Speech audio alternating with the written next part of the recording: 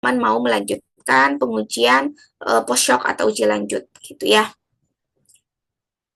Karena ini di sini disampaikan kalau misalkan asumsi si homogenitasnya itu terpenuhi, maka nanti bisa lanjut ke uji lanjut Bonferroni gitu. Tapi kalau misalkan si homogenitasnya nggak bisa terpenuhi, nggak apa-apa.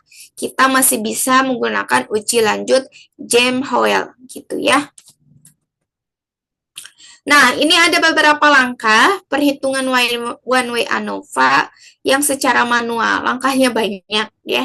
Yang pertama, teman-teman tentukan dulu seperti biasa hipotesis H0 dan H1-nya ya. Kemudian yang kedua tentukan tingkat signifikansinya. Alfanya biasanya kan gunakan 0,05 atau 5%. Terus nanti yang ketiga teman-teman hitung jumlah individu tiap kelompok atau disebutnya adalah sigma X.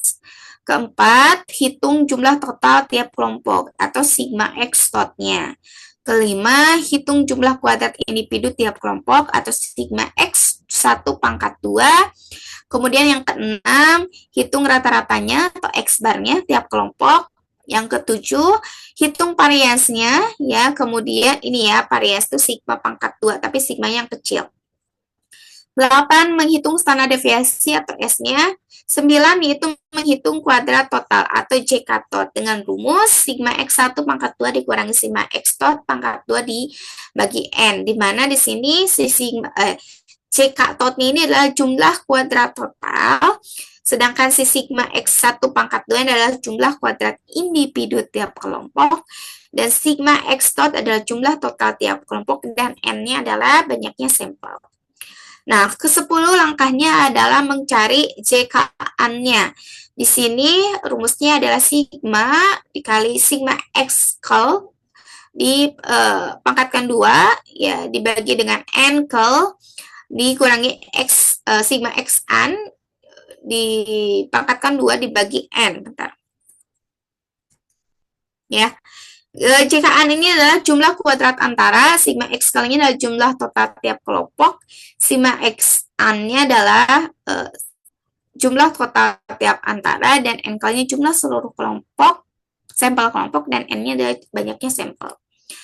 Yang 11, ke-11 itu kita cari J-kadalnya. J-kadalnya ini adalah J-katot yang tadi yang sudah teman-teman cari, dikurangi dengan JK-an yang sudah dicari juga gitu ya. Udah gitu aja rumusnya kalau untuk kuadrat kelompok ya.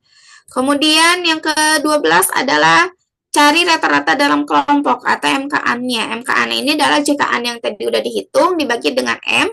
M ini adalah jumlah kelompok sampelnya dikurangi dengan 1 gitu ya. Terus yang ketiga, rata-rata antar kelompok. Kita cari M-kadalnya ya. Jadi J-kadal yang mana ya? Bentar. Oke, J-kadalnya itu adalah dia jumlah kuadrat kelompok dibagi dengan N dikurangi dengan M gitu ya. Kemudian lanjut ke langkah ke-14. Jadi langkahnya banyak. Ke-14 adalah menghitung F-hitungnya atau F-hitnya. F-hitnya itu apa? M-kan dibagi dengan M-kadal. M-kan itu adalah rata-rata atau mean dari dalam kelompok, dan M-kadal itu adalah rata-rata mean antar kelompok. Nah, yang terakhir adalah kita bandingkan nilai p-value hitung yang kita p-value lagi. Nilai hitung yang sudah kita hitung itu dibandingkan dengan nilai alfa. Keturunan alfa itu adalah misalkan tadi 0,05. Nanti buatlah keputusan misalkan apakah ada perbedaan atau tidak gitu ya. Itu terkait dengan langkah-langkahnya. Sekarang kita lanjut ke latihan soalnya secara manual ya. Saya cepat karena waktunya kita sampai jam 9 lebih ya tadi. Takutnya keburu. Jadi misalkan contohnya kita ingin melihat pengaruh perbedaan media filtrasi arang aktif, zeolite, dan zat kapur terhadap penurunan kadar zat besi Fe pada air sumur bor. Berarti apa? Di sini tuh ada 3 media untuk kayak pensaringan air ya.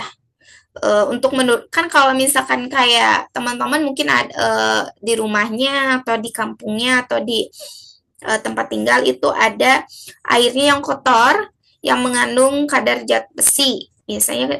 Nah itu gimana untuk saring gitu biar bersih. Nah teman-teman punya 3 metode nih, tapi pengen tahu mana yang paling berpengaruh atau yang paling efektif dari 3 metode yang teman-teman gunakan. Misalkan teman-teman pertama menggunakan arang. Biasanya kan saring ya pakai arang si airnya. Terus misal yang kedua metodenya menggunakan geoloid. Ketiga misalkan menggunakan zat kapur pakai kapur gitu ya. Nanti dilihat mana yang paling berpengaruh ke si penurunan kadar zat besi di air tersebut gitu ya. Nah, kita kelompokkan dulu. Kelompok A filtrasi arang aktif, kelompok B geolite, dan kelompok C adalah zat kapur.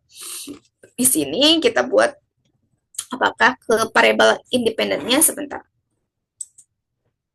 Nah, ini berarti variabel independennya yang mempengaruhi ya. Di sini kadar zat besinya adalah variabel dependennya. Nah, setelah dibuatkan kelompok ini kita buatkan datanya ya. Ceritanya di data ini kelompok A, kelompok B, dan kelompok C. Kalau sudah, langkah pertama sesuai dengan tadi kita tentukan dulu hipotesisnya, maka di sini ada NaOH-nya gitu, ada pengaruh atau tidak, kemudian tentukan signifikansinya dalam 0,05, baru kita lanjut ke sini. Bentar. Nggak kelihatan. Nah, gini. Misalkan di sini langkah ketiga, yaitu menghitung jumlah. Jadi gini. Jadi yang tabel di sini, yang hitungan ini disebutnya adalah tabel penolong. Ya. Jadi tabel penolong ini adalah tabel untuk menolong teman-teman semua menghitung ANOVA, one way ANOVA gitu ya. Karena di langkah ketiga di sini disuruh menghitung jumlah individu tiap kelompok atau sigma X. Tadi kan dia cuman sampai datanya itu kan dia cuman sampai sini aja ya. Aduh dulu, kita dulu. Kita hapus ini. Tadi kan cuma sampai sini aja ya. Nah, kelompoknya itu kan. Nah, kita buat tabel penolong untuk memudahkan teman-teman dalam menghitung. Langkah ketiga, menghitung jumlah individu tiap kelompok berarti sigma X ya. Sigma X ini yang ini. Jadi yang A, yang ini kelompok A dijumlahkan semuanya. Ini 0,021 ditambah 0,021 tambah 0,02 dan seterusnya. Maka hasilnya ini 0,118 gitu ya. Nah, ini hasilnya ini. Ini kan ke sini ya sigma X-nya. Kemudian ini juga sama, ini dijumlahkan semua. Maka hasilnya 0,138. Terus ini juga sama dijumlahkan ya. Kemudian di sini Ibu apa ini A pangkat 2? A pangkat 2 itu berarti kelompok A yang dipangkatkan 2. Maka di sini 0, nah ini ya 0,021 dipangkatkan 2. Atau berarti 0,21 dikali 0,21, maka hasilnya adalah 0,00044 gitu ya. Terus dan seterusnya. A2 ini selanjutnya baru jumlahkan nih sigma X-nya dijumlahkan juga sama. Maka hasilnya sekian. Yang kelompok B juga sama, dipangkatkan. Gitu ya. Kalau sudah, kemudian kita lanjut ke 4, menghitung jumlah total tiap kelompok atau sigma tot-nya. Berarti di sini yang ini teman-teman tinggal dijumlahkan saja. Tambah kelompok A ya, jumlah dari sigma X kelompok A ditambah dengan jumlah sigma X kelompok B dan C. Maka hasilnya adalah 0,444 gitu ya. Begitupun yang langkah kelima, 5 juga dia menghitung jumlah kuadrat individu tiap kelompok atau sigma X1 pangkat 2. Berarti yang ini yang tadi teman-teman sudah dipangkatkan masing-masing kelompok itu dijumlahkan juga. Ini sama ya. Jumlahkan A pangkat 2 tambah B pangkat 2 dan seterusnya, maka hasilnya adalah 0,01158 ya. Kalau sudah, lanjut ke sini. Ke berapa nih? Nggak kelihatan. Menghitung rata-rata tiap kelompok. Nah, rata-rata tiap kelompok berarti ini banyaknya ini, jumlah ini kan berarti yang kelompok A, misalkan. Ini kan jumlahnya 0,118 dibagi dengan 6 banyaknya si responden, maka hasilnya adalah 0,21. Ya, yang B juga sama seperti itu, ini tinggal dibagi 6 aja, ini tinggal bagi 6 aja. Gitu ya, ini bagi 6 gitu ya. Kemudian varians, varians juga sama ya. Sesuai dengan rumus yang sudah saya ajarkan, standar deviasi juga sama. Dihitung, maka masukkan ke sini. Gitu ya. Kalau sudah, teman-teman buat tabel kelompoknya, kita lanjut ke langkah selanjutnya, itu menghitung si CK tot-nya. Aduh, ini banyak ya.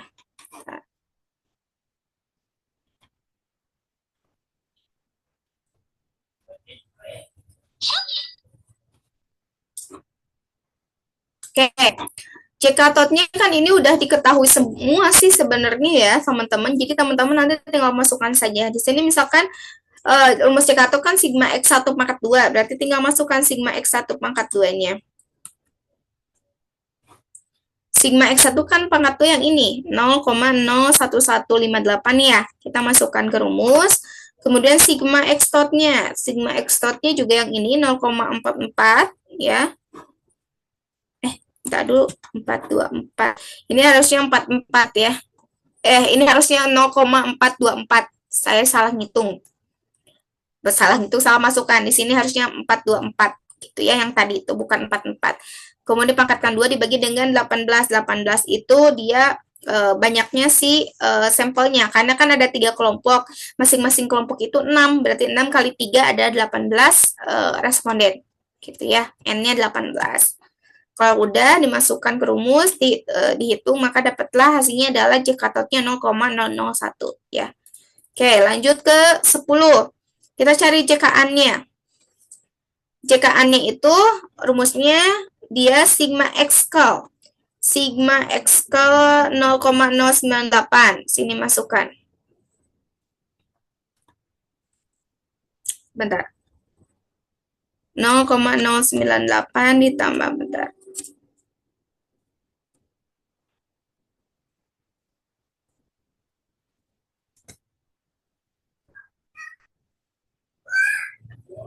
Enam 0,42, bentar, saya takut ada yang salah ngitung. 1 0,98, bentar, 0,9604.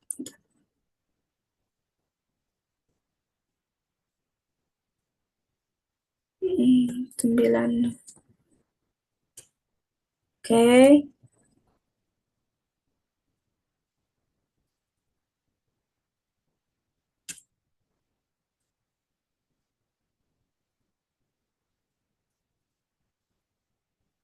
0,138, 0,1, bentar ya, saya masih ini. 0,9604. Kita cek dulu yang ini.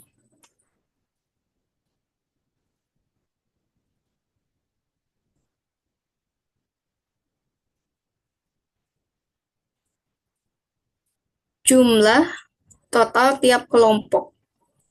Jumlah total tiap kelompok.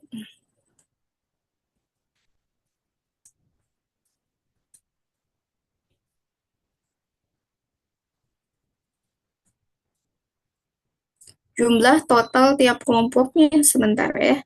Wah, beda angkanya. 1, 0,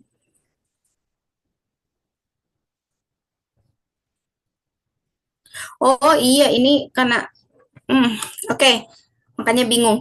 Jadi yang jumlah total tiap kelompok ini kan kalau di tabel penolong itu 0,118 ya.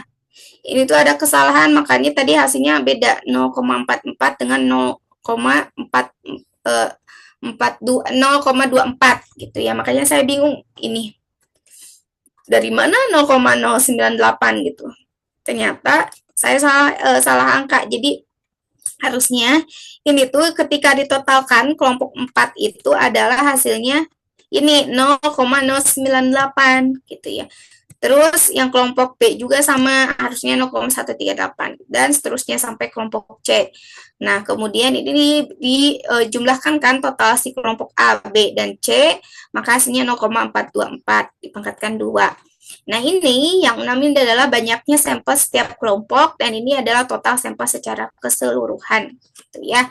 Terus ini dikurangi dengan sigma X-nya, jadi dia jumlah kelompok antar kelompok antara kelompoknya itu totalnya adalah 0,179776 ya, dikurangi dihitung maka dapatlah JKA-nya itu 0,006 gitu ya. Jadi ini ada kesalahan saya menghitung. Jadi teman-teman nanti apa namanya, coba nanti diperbaiki aja ya untuk slide yang barusan. Di sini nanti bingung. Oke, lanjut ke sini, ke 11. Setelah dicari Jkatot sama Jkn-nya, maka kita cari Jkadal. Jkadal ini adalah hasil dari pengurangan dari Jkatot dikurangi dengan Jkn. Tadi kan setelah dihitung Jkatotnya adalah 0,0014, maka langsung dikurangi dengan Jkn 0,006 yang barusan ini, ya, sama yang tadi. Maka didapatkan Jkadalnya itu adalah 0,0008. Nah, langkah ke-12, teman-teman, cari rata-rata si MKN-nya. Carinya gimana? Carinya yang JKN yang tadi 0,006 nih dibagi dengan M. M-nya itu adalah 3 kelompok kan? 3 dibagi 1, maka hasilnya adalah 0,003, itu MKN-nya. Kemudian, langkah ke-13 itu cari M-kadal. M-kadalnya dari mana? Dari J-kadal yang tadi, yang ini, 0,0008 ini dibagi dengan banyaknya sampel, semua itu 18 dikurangi dengan berapa kelompok, banyaknya kelompok, ada 3. Berarti nah, maka M kadalnya adalah hasilnya adalah 0,00000 gitu, yaitu M kadalnya atau rata-rata antar kelompok. Kemudian yang keempat itu hitung F hitungnya atau F hitnya. Di sini berarti MKan dibagi dengan M kadal gitu ya. MKA-nya itu kan yang ini, yang udah diketahui 0,003 gitu ya. Dibagi dengan M kadal, M kadalnya 0,000, maka F hitungnya adalah 0,000 gitu. Itu langkah ke-14. Langkah terakhir, kita tentukan signifikansinya. Kalau tadi sesuai dengan kriteria pengujian, kalau kurang dari 0,05 maka ada perbedaan, kalau lebih berarti tidak ada perbedaan. Nah, kita ambil keputusan, kita bandingkan. Di sini F hitungnya, maka ini hasil akhir ya. F hitnya atau F hitungnya adalah 0,00. Nah, 0,00 ini kan berarti dia kurang dari 0,05. Maka hasil dari penelitian teman-teman itu dihitung secara manual, ada perbedaan atau pengaruh media filtrasi arang aktif geoloid dan zat kapur terhadap penurunan kadar zat besi pada air sumur bor. Jadi dia ada pengaruh itu terhadap pakai 3 metode itu ternyata bisa ada pengaruh, jadi ada penurunan zat besinya gitu ya. Itu terkait dengan one way ANOVA dihitung secara apa namanya, secara manual. Nah, kalau yang hitungan ini kita hanya sebatas sampai ada pengaruh atau tidak gitu. Beda hanya dengan SPSS. Kalau SPSS kita bisa lanjut ke uji Photoshop gitu ya untuk melihat perbedaan masing-masing kelompoknya gitu. Oke, ada pertanyaan nggak untuk one way ANOVA yang dihitung secara manual?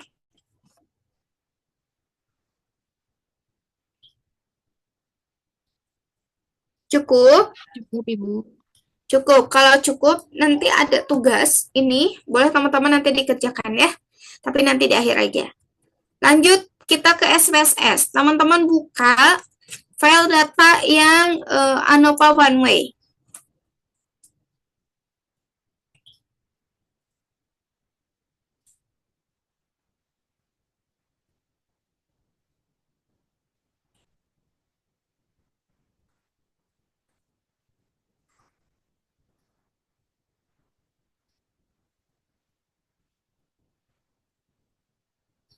Sudah?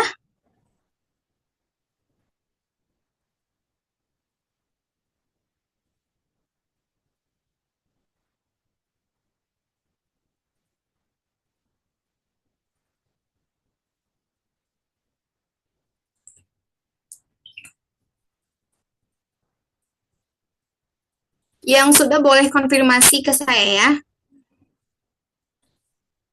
Ibu izin, kalau yang Hmm? ANOVA one way itu yang mana ya? Ibu kan ngirimnya 4 data. Oke, bentar saya cek. Tadi itu.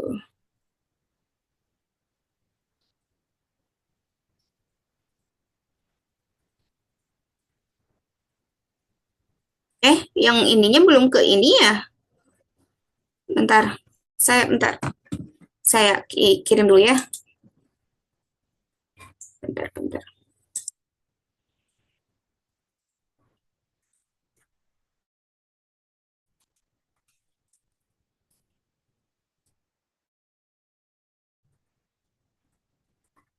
Iya benar belum kirim.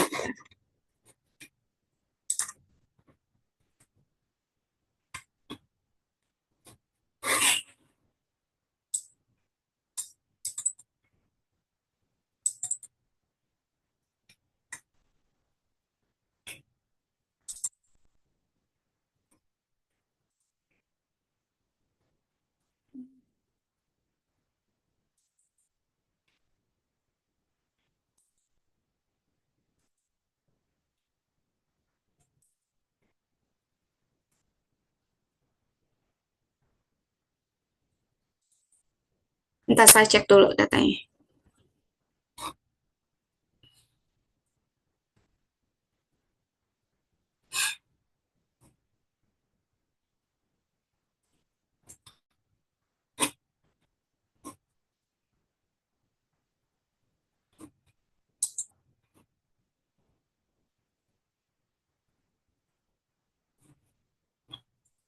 Lemot. Ya.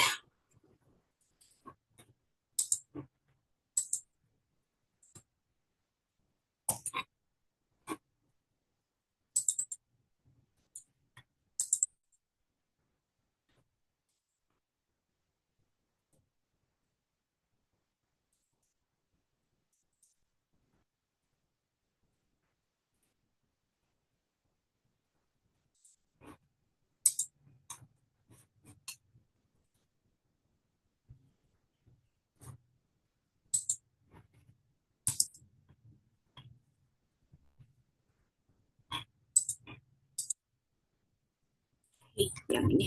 Bentar.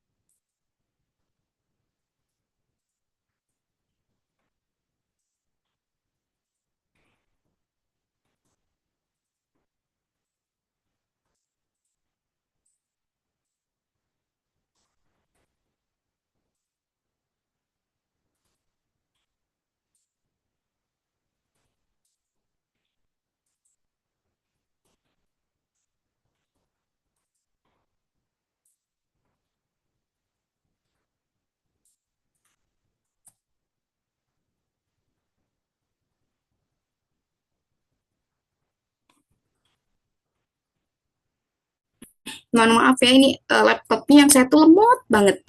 Karena udah banyak data. Sebentar ya. Masih loading. Nah, oke. Okay. Sudah dikirim.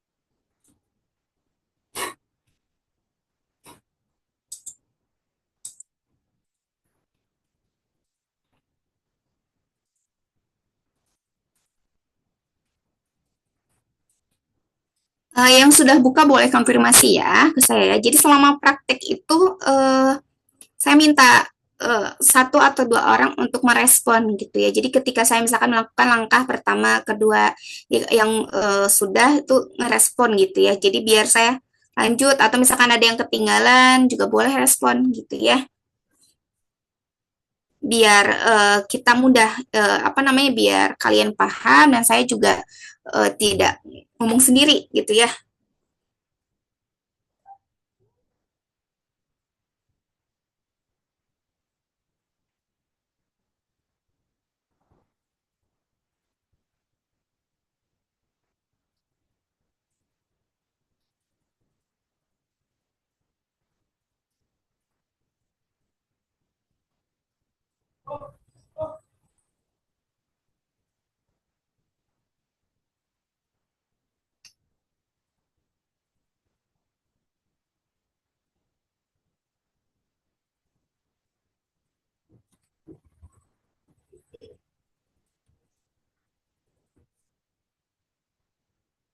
Sudah? Sudah, Ibu. Bu, Sudah, Bu. Oke. Bu. Ya, jadi tadi kita hitungnya secara manual terkait dengan pengaruh perbedaan media filtrasi arang, jelit, dan zat kapur terhadap penurunan kadar zat besi. Sekarang kita menggunakan coba kita hitung running menggunakan SPSS apakah hasilnya sama atau tidak ya. Nah, kalau di input di data di Excel nanti kalau teman-teman penelitian itu biasanya kayak gini ya. Mana? Nah, biasanya itu dibuat kayak gini di Excel-nya. Jadi misalkan yang kapur nilainya berapa ke sini ke bawah. Jeloid juga sama dibuat 3 kelompok ini. Tapi ketika nanti teman-teman menginput data di SPSS itu dibuat 2 kolom ya. Berarti 2 kolom ke sini ke bawah. Jadi yang kelompok kapur misalkan kelompok A ya. Kelompok A di sini sampai ke sini. Kelompok A ini kan kalau kita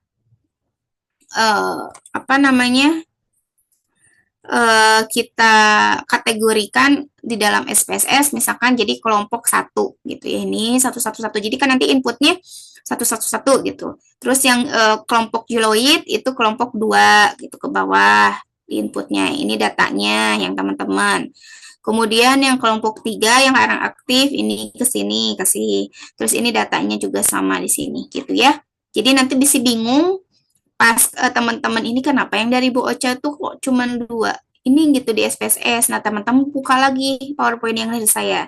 Jadi sebenarnya kalau untuk inputan data itu kayak gini di Excel tuh biasanya ketika penelitiannya, tapi pas olah data itu beda penaruhan atau penempatan si datanya gitu ya. Nah, kalau sudah teman-teman kan nanti di SPSS-nya itu kan kayak gini ya. Nah, buat kelompok 1 dan segala macamnya. Jadi nanti untuk pengelompokannya adanya di variable Q gitu ya. Jadi nanti si value-nya dirubah kelompok 1, kelompok 2, kelompok 3. Jadi tinggal input. Kalau yang skor ini teman-teman nggak usah ada apa-apa kan. Jadi cuma numerik saja kan. Dia tinggal masukkan aja angka-angka seperti biasa ya. Kalau sudah, kita coba uji kenormalan data dulu, karena syarat dari si one way ANOVA itu datanya harus normal. Jadi kita cek, benar nggak gitu ya. Nah, untuk pengujian kenormalan data masih sama kayak yang minggu lalu seperti biasa gitu ya. Kayak uji T yang kemarin. Langkahnya, klik Analyze, pilih yang deskriptif statistik, pilih Explore. Nah, di sini si yang dimasukkan ke dependent, yang dipengaruhi berarti ya. Yang dipengaruhinya itu kan berarti skor. Skornya pindahkan ke dalam dependent list.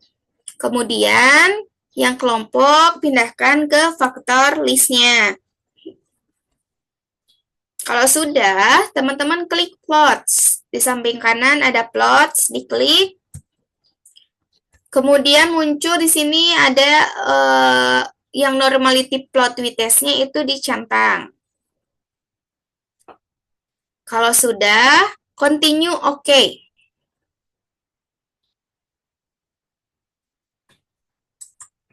Continue oke. Sudah, teman-teman? Sudah, Ibu.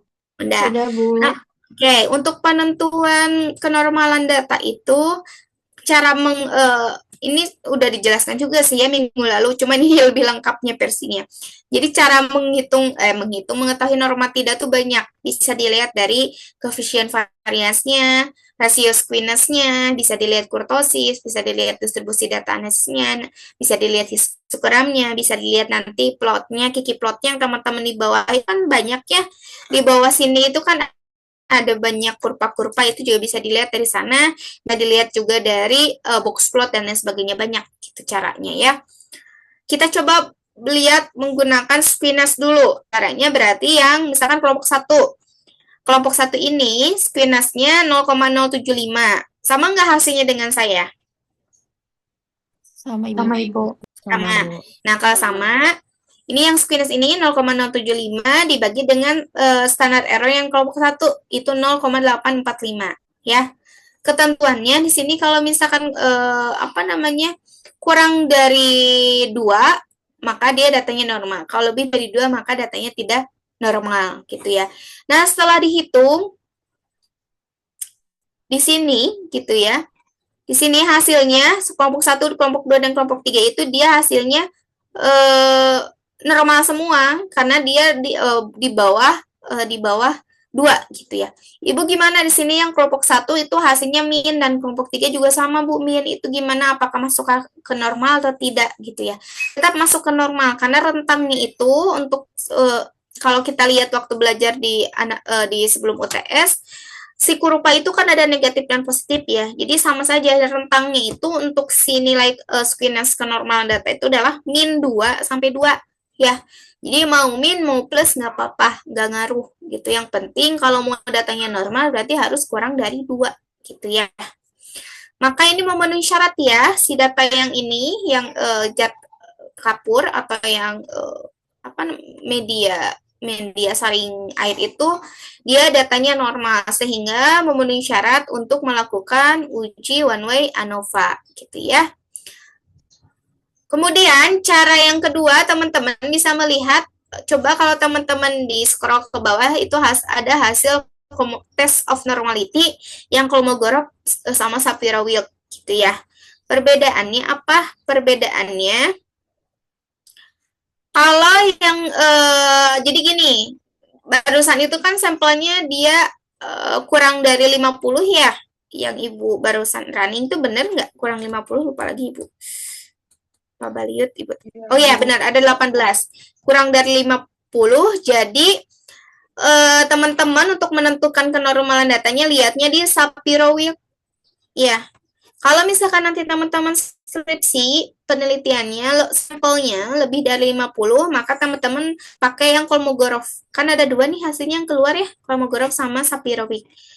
Kalau saya biasanya ingat-ingatnya gini, Kolmogorov Smirnov ini kan panjang, oh berarti dia lebih dari 50 gitu, banyak sampelnya. Sapiro-Wheel dia kurang dari 50, ini dikit kan. Sini biasanya suka kutuk-kutuker, Bu Ari Sapiro-Wheel itu sampelnya berapa, suka gitu ya. Kalau saya lihatnya ini aja dari katanya juga beda. Kalau yang Sapiro-Wheel-nya sedikit, kalau yang Kolmogorov banyak gitu ya. Nah, kita karena sampelnya 18, jadi kita pakai Sapiro-Wheel dan ternyata hasilnya juga di sini ya ketentuannya. Kalau penentuan Sapiro-Wheel dan Kolmogorov itu kalau kurang dari 0,05 itu dia datanya datanya tidak normal. Kalau yang lebih dari 0,05 itu datanya normal. Jadi kebalikannya dari nilai p-value hitung gitu ya. Nah, di sini nilainya itu kan lebih dari 0,05 semua ya. Yang ini tuh maka ini datanya normal gitu. Sehingga sama kalau kita bandingkan dengan yang Spines, ini datanya normal, ternyata pakai Sapiro juga sama datanya normal sehingga memenuhi untuk melakukan pengujian ANOVA. Itu satu. Kedua, kita cek homogenitas atau variansnya ya dan one way-nya. Jadi kalau untuk homogenitas uji varians itu sebenarnya sudah ada di dalam pengujian uji one way ANOVA. Jadi nanti teman-teman tinggal lihat saja di output si one way ANOVA-nya karena sudah ada di dalamnya gitu ya. Langkahnya pertama teman-teman klik analyze, pilih compare means ya means, kemudian pilih one way ANOVA. Kalau sudah, yang skor itu kan dia dependen kan ya tadi. Nah, skornya ini kan dipengaruhi oleh si kelompok. Jadi, skornya pindahkan ke dependent list, sedangkan kelompoknya pindahkan ke faktor, gitu ya. Oke, kalau sudah, teman-teman klik option. Yang sebelah kanan tuh ada option. Pilih option, kemudian di sana ada centang yang kita kan mau tahu homogenitasnya biar sekalian, biar nggak capek bolak-balik ya.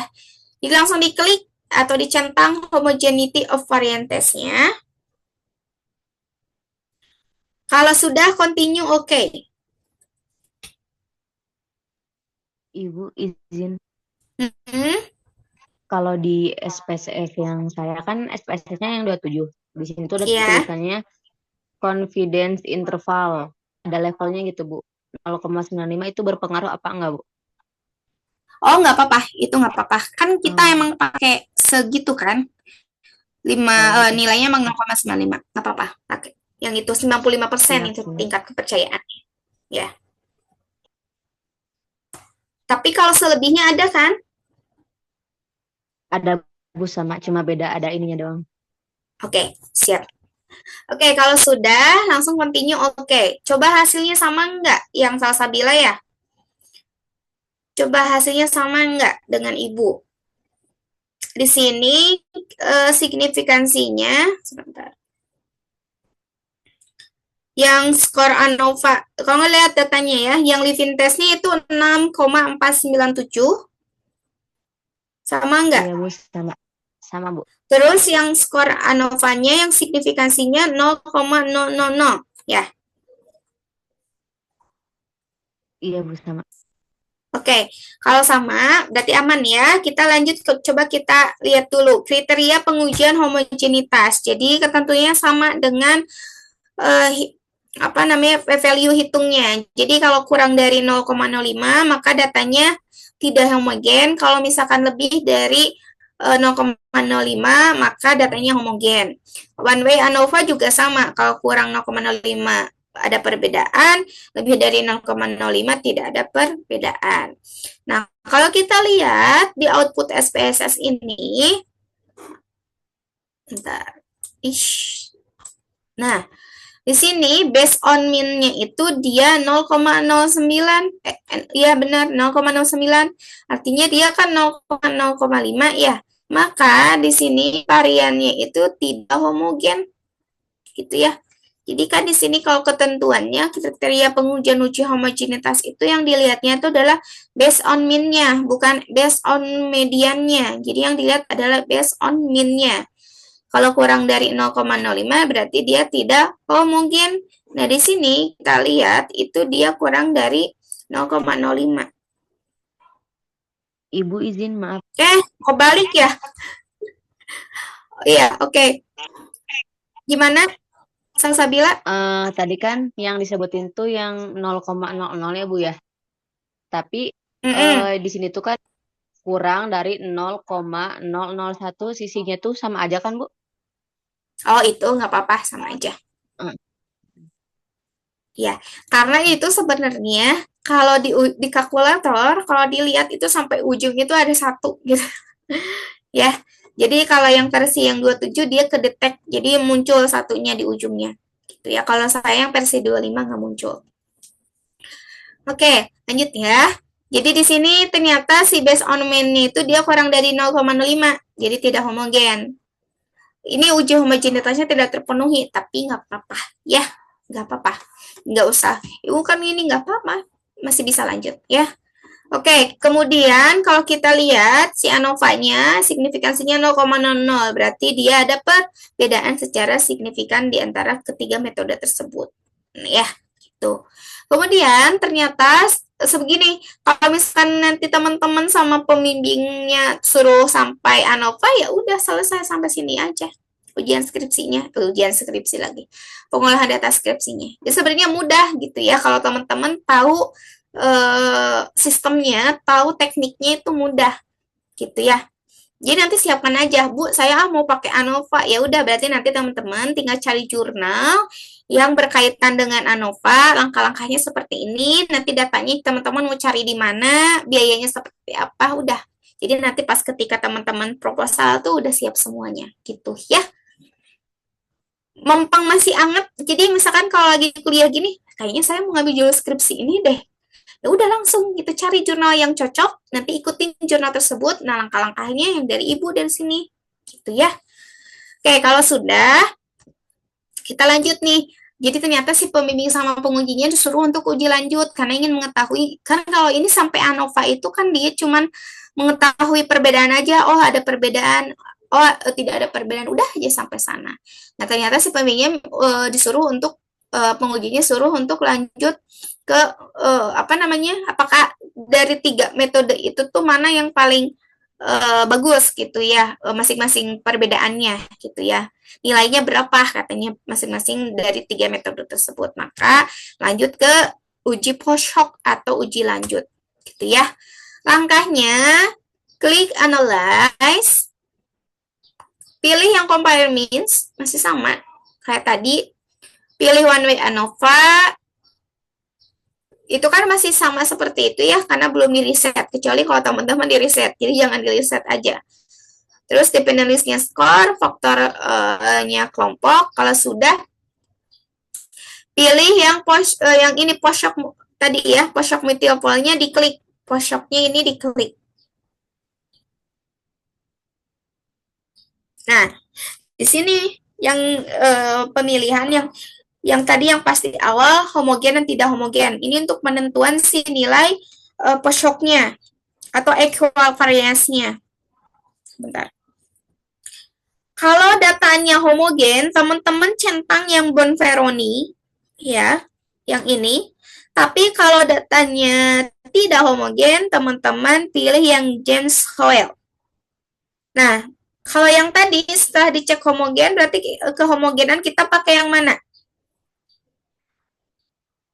Yang Bonferroni. Oke, James Howell. Ya betul. Jadi dicentang si James Howell-nya. Dicentang. Nah, udah gitu langsung aja continue. Oke. Udah, selesai. Itu post-hoc. Udah muncul outputnya? Sudah, Bu. Nah, kalau sudah, kita lihat kriterianya. Pengujiannya sama. Jadi kalau kurang dari 0,05, dia ada perbedaan. Kalau lebih, tidak ada perbedaan. Nah, di sini kita interpretasikan hasilnya, kan bingung ya teman-teman, suka, Bu ini tuh gimana ngerti kena gitu sih, datanya udah ada tapi mengartikannya gimana. Nah, dari sini kita lihat ada nilai signifikansi kelompok 1 dan kelompok 2, kelompok 3 di sini ya. Ini nilai signifikansinya. Jadi lihatnya dari sini. Berdasarkan hasil di atas, diketahui nilai signifikansi kelompok 1 dengan kelompok 2 ini dengan ini. Bentar, pakai N. Ini dengan ini, itu hasilnya adalah 0,019, artinya dia kurang dari 0,05, gitu ya.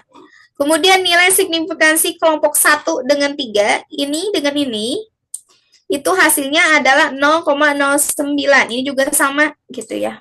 Biar nggak ini. Kurang dari 0,5, dan seterusnya. 2 dengan 1, kelompok 2 dengan 1, 2 dengan kelompok 3, 3 dengan kelompok 1, 3 dengan kelompok 2, gitu ya. Maka kalau kita lihat di sini hasil secara keseluruhan itu kurang dari 0,05 semua, gitu ya. Maka kalau kita simpulkan terdapat perbedaan penurunan kadar zat besi terhadap semua kelompok. Jadi masing-masing kelompok ini tadi diuji satu-satu, 1 dengan 2, 1 dengan 3, 2 dengan 1 itu emang ada perbedaan semua gitu ya terhadap penurunan zat besi air sumur bor gitu ya.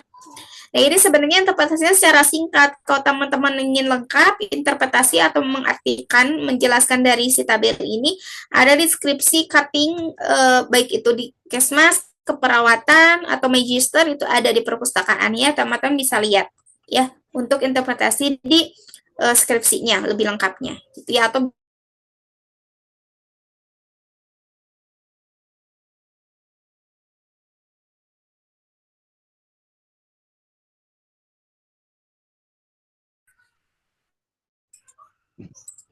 Oke.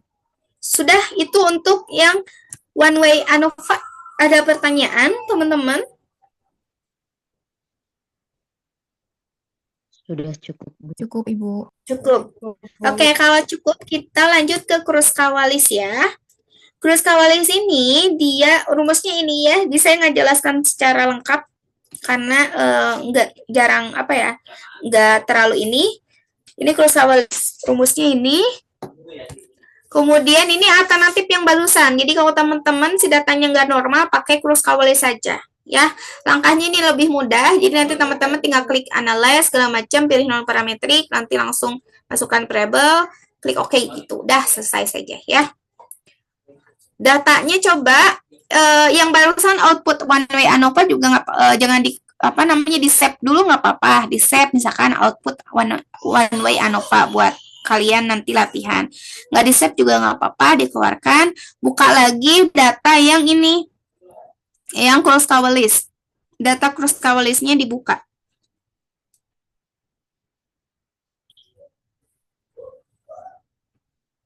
Sudah? Sudah, Ibu. Oke, kalau sudah, kita coba mau melihat perbedaan berat badan ibu pada riwayat prematur. Sebenarnya ini di data BBLR yang udah ibu kasih minggu lalu itu udah ada. Cuman ibu biar kalian nggak pusing aja, jadi sama ibu dibuat file baru lagi, gitu ya.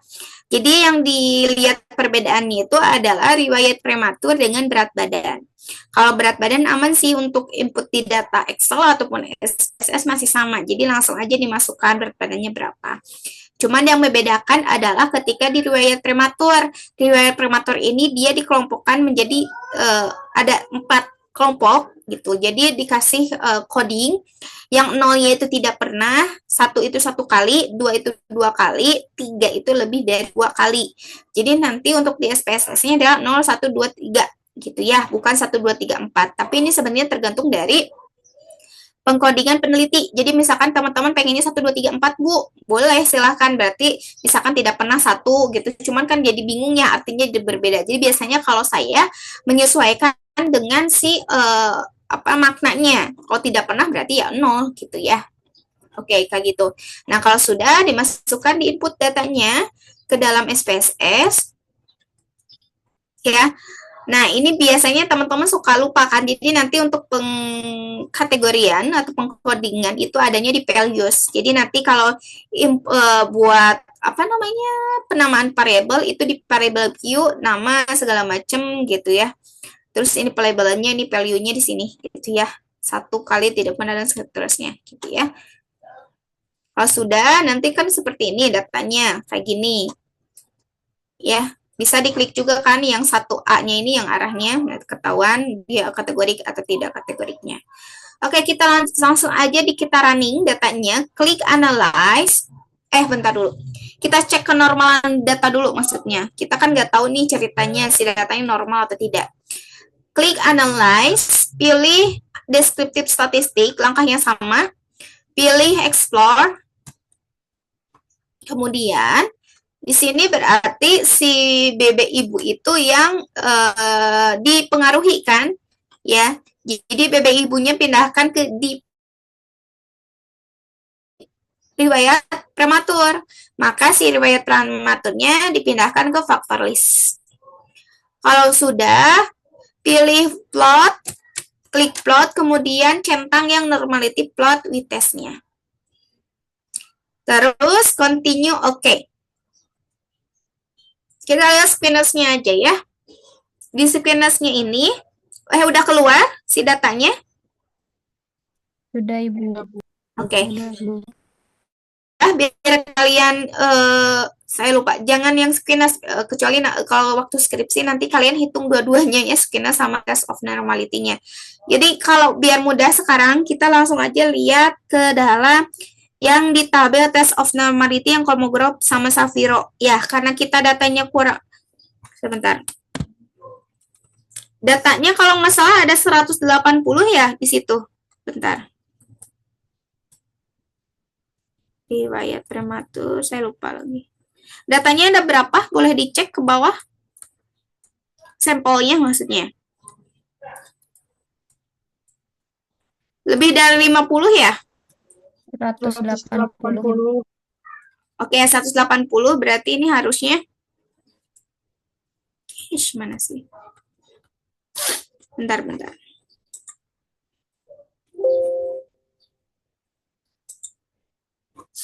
Berarti ini harusnya ini ke sini.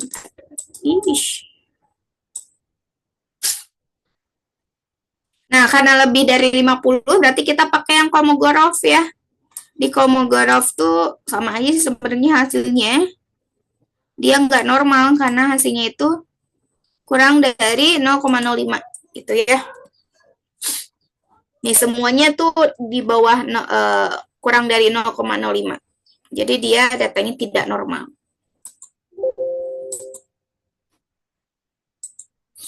Oke, karena sudah memenuhi syarat di kurang dari 0,05 sehingga bisa menggunakan uji Kruskal-Wallis gitu ya, dan tidak boleh menggunakan uji ANOVA karena datanya tidak normal.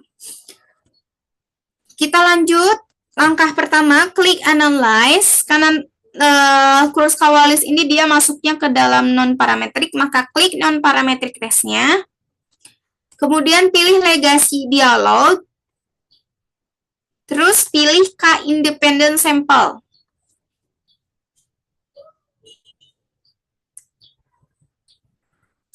Kalau sudah, yang BB Ibu pindahkan ke tes variable list. Yang grouping variable pindahkan ke grouping variable. Yang riwayat prematur pindahkan ke grouping variable.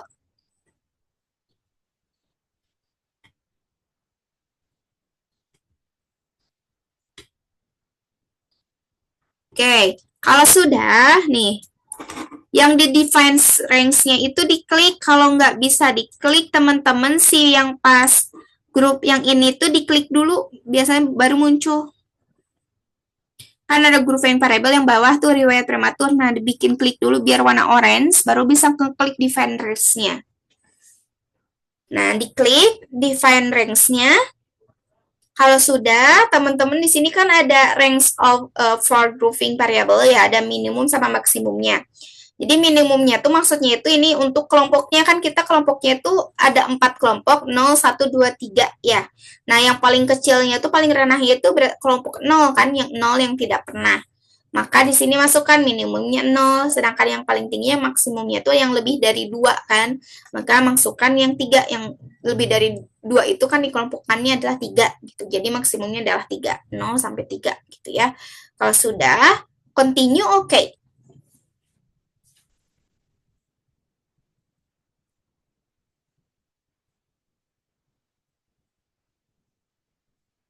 Oke, sudah muncul hasilnya.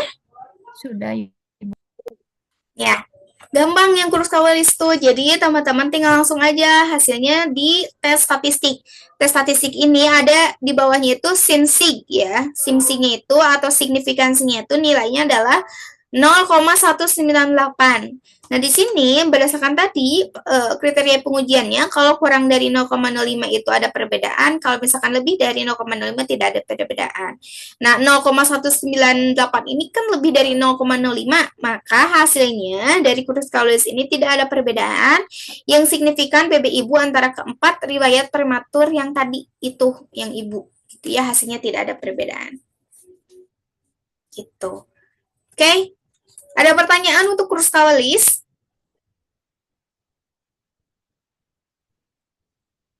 Cukup? Cukup, Ibu. Cukup. Kalau cukup, kita lanjut ke two-way ANOVA ya. Two-way ANOVA, Ibu untuk materi konsepnya itu tadi udah ada di awal sedikit ya. Jadi kita langsung praktik. Two-way ANOVA, datanya dibuka. Yang data two-way ANOVA.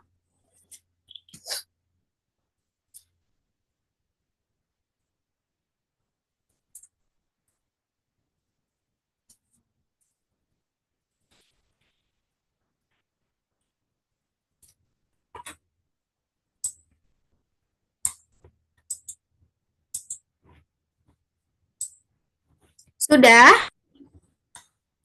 Sudah, Bu. Sudah.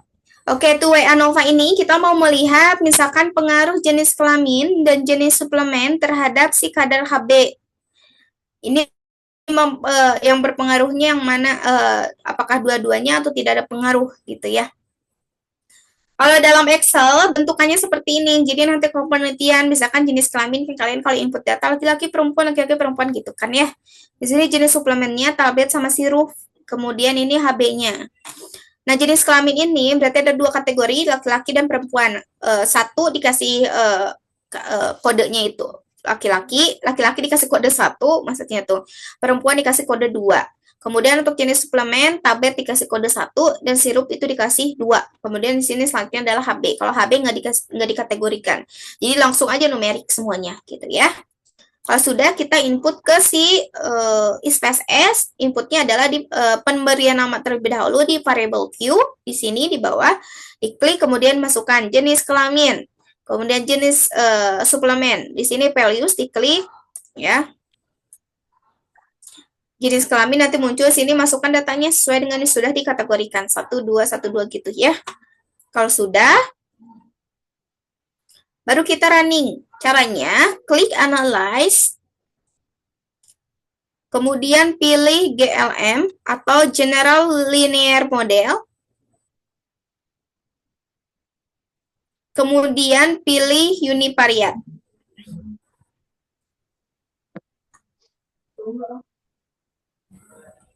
Kalau sudah, yang masukkan HB ke dependent variable,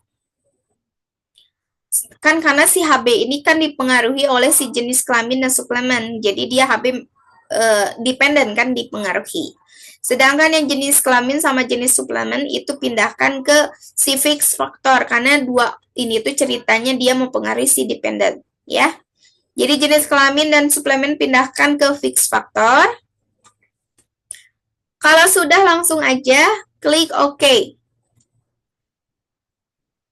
Bentar. Saya lupa. Balik lagi ya teman-teman, saya lupa. Balik lagi ke Analyze, pilih General Linear Model, pilih Univariate. Ya. Kemudian pilih Save. Di situ di samping kanan itu ada Save. Ya. Pilih Save samping kanan, bukan di atas. Samping kanan ada Save. Kemudian centang yang standardized-nya. Yang ini standarnya dicentang.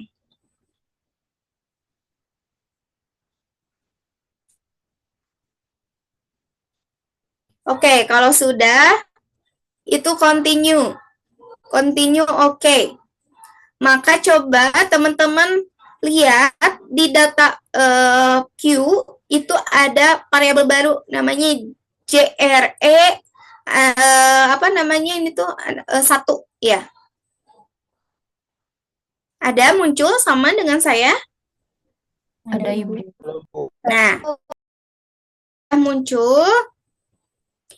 Kita coba bentar. Kita coba cek kenormalan data. Jadi kalau untuk di two-way ANOVA itu yang dicek kenormalan datanya itu bukan jenis kelamin, bukan kayak tadi jenis dimasukkan misalkan jenis kelamin, kemudian suplemen, kemudian apa tadi zat besinya dipindahkan gitu, enggak. Tapi yang dimasukkan nanti ke dalam kenormalan data adalah si JRE-nya, JRE-nya gitu ya. Oke, kita cek, klik Analyze, pilih Descriptive Statistic, pilih Explore. Nah, baru pindahkan standar yang residunya ya. Residu apa itu namanya saya? Yang standarnya, yang JRE-nya itu pindahkan ke dependent list. Itu aja udah 1. Nah, kalau sudah plotnya diklik, jangan lupa plotnya diklik, dicentang normality plot with test-nya.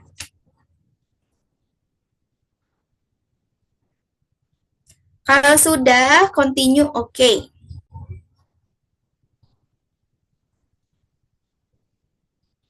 Oke, outputnya sudah muncul yang kenormalan data. Sudah Ibu. Nah, hasilnya adalah 0,167. Sama atau ada yang berbeda? Sama, Bu. Sama. Sama. Nah, di sini hasilnya itu dia lebih dari 0,05. Ya, maka kalau kita lihat kriteria pengujian, kalau 0,0 di atas 0,05, maka dia distribusinya normal. Ya, sehingga boleh menggunakan uji two-way ANOVA. Kita lanjut ke two-way ANOVA. Nah, ini juga sebenarnya kalau lihat di Kiki plot juga sama, datanya normal. Nggak ada yang mencelek datanya titik di sini, misalkan nggak ada. Jadi semuanya mengikuti garis, ya.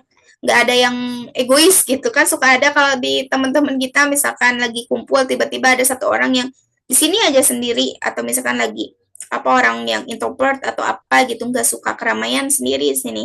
Berarti ini masuknya ke dalam tidak normal datanya gitu ya. Kalau ini semuanya masuk ke dalam garis kenormalan data. Oke, kita coba di apa namanya? Di running untuk two-way ANOVA.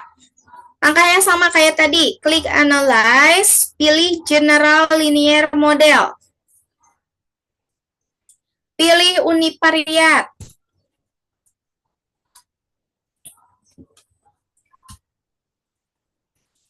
Nah, kemudian di sini masih sama kan tadi itu ya.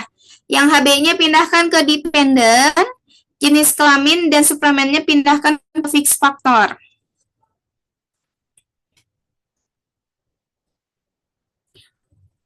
Kemudian klik option.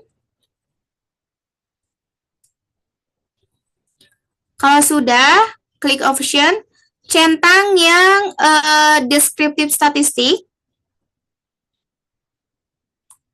Kemudian centang juga yang homogeneity test.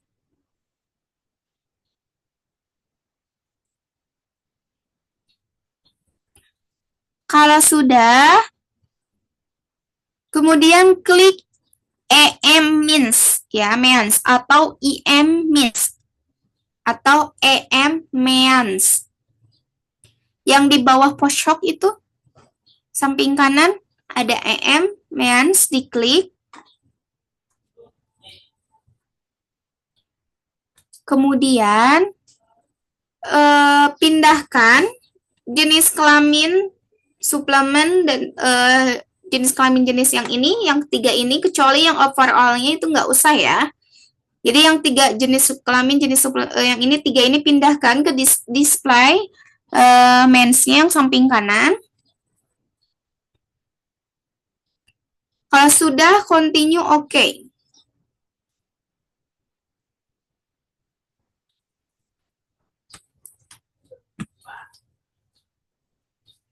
Sudah muncul? Sudah, Bu. Sudah, Bu. Oke, kalau sudah, coba teman-teman lihat yang ini, yang Levin test equality of error variance-nya. Sama nggak dengan saya? Base omin-nya dia 0,423. Sama, Ibu. Sama ya? Oke, sama kita cek, ternyata di sini datanya homogen. Kalau kita lihat kriteria pengujian homogenitas ya, hasilnya itu dia lebih dari 0,05. Kemudian kita lihat di test of between subject effect-nya. Efeknya itu dia di sini jenis kelamin suplemen jenis kelamin ntar ya. Di sini tuh kriteria pengujiannya sama, kalau kurang dari 0,05 ada perbedaan, kalau lebih dari 0,05 itu tidak ada perbedaan. Nah, di sini kita artikan satu-satu yang jenis kelamin. Kalau kita lihat di signifikansi yang sig sebelah kanan paling ujung, itu nilainya yang jenis kelamin itu 0,023, berarti dia masih kurang dari 0,05 ya, kan 0,023, maka ada perbedaan. Kemudian yang jenis suplemen itu dia 0,039, itu juga sama, masih kurang dari 0,05, maka ada perbedaan juga. Nah, yang ketiga, hubungan jenis kelamin dengan jenis suplemen, itu dia tidak ada perbedaan atau tidak signifikan, karena nilainya adalah 1000, ya, atau 1. Jadi, tidak signifikan. Kalau kita interpretasikan, baik jenis kelamin, nah ini baik jenis kelamin maupun jenis suplemen ini, dia memiliki pengaruh signifikan terhadap si kadar HB-nya. Tapi kalau di sini tidak ada interaksi atau hubungan antara jenis kelamin dengan suplemen, gitu ya. Jadi di ini tidak ada hubungan, gitu ya. Oke, ada pertanyaan untuk two-way ANOVA? Cukup? Cukup, Bu, cukup. Cukup. Nanti ada latihan soal ya. Jadi nanti saya nggak ngasih tahu ini masuknya ke dalam two-way ANOVA atau misalkan masuk ke one way ANOVA atau apa. Jadi nanti teman-teman coba di running aja, datanya dicek analisis data ini masuknya kemana, ya nanti dikumpulkan. Oke, kalau sudah, kita lanjut ke Friedman, ya. Saya tidak menjelaskan yang refit ANOVA gitu ya. Refit ANOVA itu sebenarnya sama dengan langkahnya itu nanti teman-teman di GLM, di general yang ini, General Linear Model, kan kalau yang two-way ANOVA ini, benar ya, two-way ANOVA ini dia kliknya univariat, ya. Tapi kalau untuk repeat ANOVA, kliknya yang ini repeat measure, gitu ya. Itu yang repeat ANOVA. Jadi klik General Linear Model, kemudian pilih yang repeat measure dan seterusnya, gitu ya. Jadi saya sekarang yang Friedman aja ya. Jadi Friedman ini alternatif dari si repeat ANOVA. Kalau datanya tidak normal itu pakai Friedman, gitu ya. Jadi dia menguji untuk melihat perbedaan 3 kelompok atau lebih yang diberikan perlakuan, tapi yang ini berpasangan. Jadi post test gitu teman-teman ya. Kalau yang tadi kan nggak post test, kalau ini post test. Jadi ini alternatif dari repeat measure ANOVA jika datanya tidak normal, gitu ya. Jadi di sini diukur HB-nya, misalkan contohnya diukur HB dari orang yang sama tapi dari waktu yang berbeda, ya, dan datanya tidak normal. Ini untuk konsepnya. Jadi tujuannya yaitu dia untuk mengetahui apakah terdapat perbedaan yang signifikan antara beberapa perlakuan pada subjek yang sama atau kelompok yang sama. Ini diukur berkali-kali tapi pada orang yang sama, gitu ya. Jadi contohnya misalkan ini ada di bukunya Pak Agus juga ya, di halamannya saya lupa lagi, ada di ujung-ujung deh ya, dilihat di daftar isinya. Di Friedman ini jadi misalkan contohnya teman-teman melakukan penelitian terhadap 10 pasien untuk terkait dengan tekanan darah sistolik. Jadi mana sih faktor yang mempengaruhi si tekanan darah sistolik itu? Ya, teman-teman menggunakan 3 metode, misalkan minum obat, diet makanan, sama latihan pernapasan. Nah, ini diukur ketiga metode ini pada orang yang sama. Di sini kan ada 10 orang, ya. Jadi satu orangnya itu diukur 3 kali. Jadi minum obat iya, diet makanan juga iya, latihan pernapasan juga sama, gitu. Makanya di sini biasanya cenderungnya sampelnya sedikit karena pengukurannya banyak. Tapi kalau misal tapi nggak pusing sih, maksudnya tuh karena kan lebih kepantau ya si datanya karena sedikit.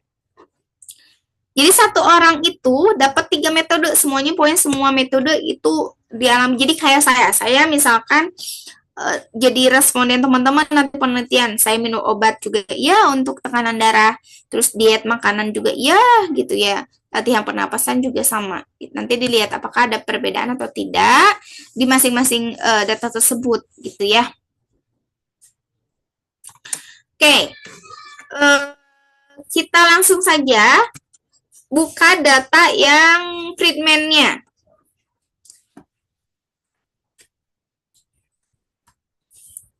Sudah dibuka datanya?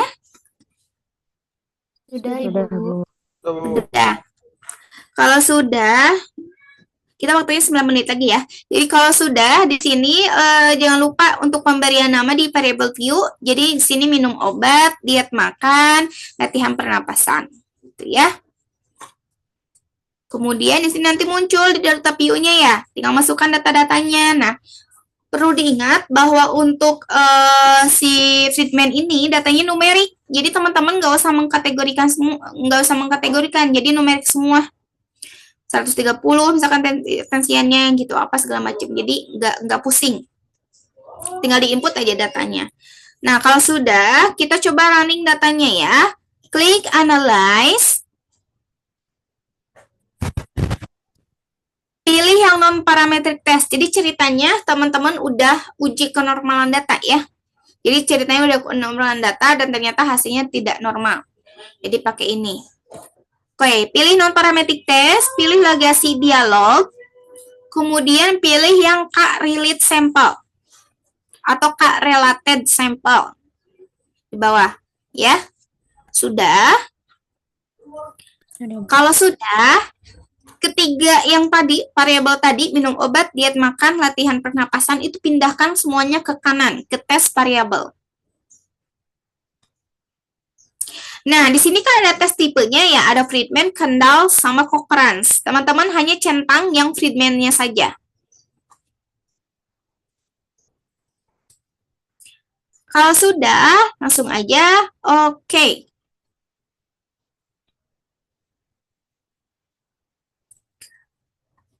Udah muncul outputnya, hasilnya? Sudah, Bu. Sudah, Bu. Sudah. Nah, hasilnya udah muncul, maka teman-teman coba lihat di SIMSIG-nya. Di situ ada, hasilnya adalah 0,508. Berarti apa? Kalau kita lihat kriterianya lebih dari 0,05 itu tidak ada perbedaan. Nah, di sini hasilnya adalah 0,508, jadi cuma lumayan ya ininya setengahnya. Jadi hasilnya lebih besar dari 0,05 sehingga keputusannya adalah tidak ada perbedaan yang signifikan penurunan tekanan darah antara ketiga metode penurunan tekanan darah tersebut. Gitu ya. Oke, selesai. Itu terkait dengan yang barusan tuh Friedman. Jadi hari ini cukup sampai Friedman saja. Untuk repeat ANOVA-nya, saya waktunya nggak akan keburu karena dan biasanya sih nggak terlalu ini ya untuk S1 biasanya cukup one way ANOVA. Kalau enggak Kruskal-Wallis gitu. Tapi kalau misalkan nanti teman-teman ada yang disarankan oleh pembimbing atau skripsinya menggunakan repeat ANOVA, boleh nanti kontak saya aja ya, gitu. Oke, cukup. Ada pertanyaan untuk pertemuan hari ini? Izin Bu bertanya. Ibu tadi kan di yang pertama yang uji one way ANOVA itu kan ada penugasannya ya Bu. Nanti untuk mengerjakannya menggunakan SPSS apa yang harus manual? Tugasnya ada 2 di dalamnya itu ada yang manual sama yang manual itu dikerjakan. Tadi ada di slide yang manual dikerjakan. Kemudian yang SPSS itu dikerjakan. Jadi ada 2 tugas. Manual 1, yang SPSS 1. Baik Bu. Ya, Yang manual berarti ditulis di kertas gitu Bu. Di kertas, terus nanti di PDF-kan, difoto, di PDF-kan. Jadi seperti biasa di-upload di Google Drive.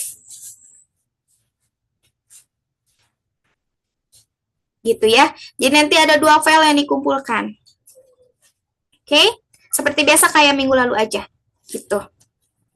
Ada lagi?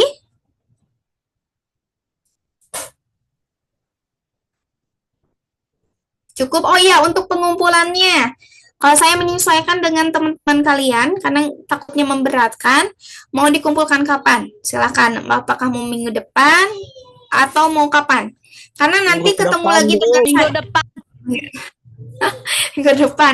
Karena nanti ketemu dengan saya tuh kalau nggak salah di akhir ya, karena nanti selanjutnya oleh tim saya lagi. Jadi nanti ketemu saya tuh di akhir pas mau UAS, itu pun presentasi kalian, tugas presentasi kelompok. Ya. Ya, Bu. Jadi ya udah, dikumpulkannya minggu depan, sekarang hari Sabtu, berarti dikumpulkannya hari Sabtu juga. Ya, terakhir minggu Sabtu depan. Ada pertanyaan lagi terkait dengan tugas? Sebenarnya ya kalau kalian biar nggak jadi beban, karena kalau di nanti-nanti itu malah kepikiran boboknya nggak enak, liburannya juga nggak enak. Sekarang tuh masih hangat, kalian paham masih paham yang barusan dijelaskan. Lebih baik dikerjakan hari ini. Kalau mau dikumpulkan minggu depan juga nggak apa-apa. Cuman maksudnya itu lebih biar nggak berulang-ulang kalian pusing, bingung, mending kerjakan sekarang karena tugas yang saya 2 itu sebenarnya mudah gitu ya. Apalagi yang SPSS tinggal diklik aja nih pindah-pindahkan udah gitu selesai. Udah tinggal diginiin dibanding nanti kalau misalkan di nanti keburu lupa lagi kalian makan kalau di kelas juga keluar dari pintu kelas langsung ngeblank deh nya ditanya ke ibu teh lupa deh. Bahkan misalkan kemarin kuliah hari ini kuliah lagi ditanyain udah lupa lagi gitu ya.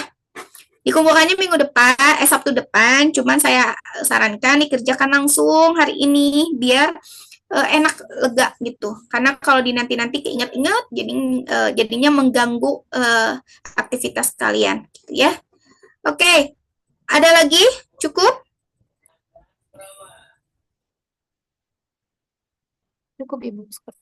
Cukup. Kalau cukup sama Peggy perwakilan sudah dipoto dokumentasi. Saya mau absennya lihatnya dari dokumentasi kehadiran hari ini. Sudah Ibu. Sudah? Oke. Kalau sudah, oh iya saya lupa. Jadi nanti hari Rabu masing-masing perwakilan PJ kelas A, B, C itu coba ke saya untuk tanda tangan berita acara yang pertemuan hari ini dan minggu lalu ya kalau nggak salah. Nanti biar diisi gitu ya.